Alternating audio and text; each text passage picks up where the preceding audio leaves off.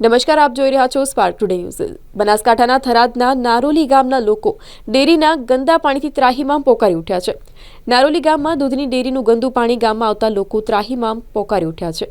ગામના લોકોના જણાવ્યા મુજબ ડેરીમાંથી જે સાફ સફાઈ થતી હતી તે ગંદુ પાણી નારોલી ગામની અંદર દુકાનો આગળ રહેણાંક મકાનની બાજુમાં પાણીનો ભરાવ થાય છે।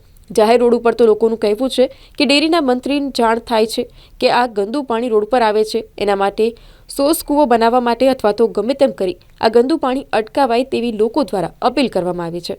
આ પાણી ગંદકી કરે છે અને એ કોક વ્યવસ્થા કરે તો સારું। આ પાણી ક્યાંથી આવે છે?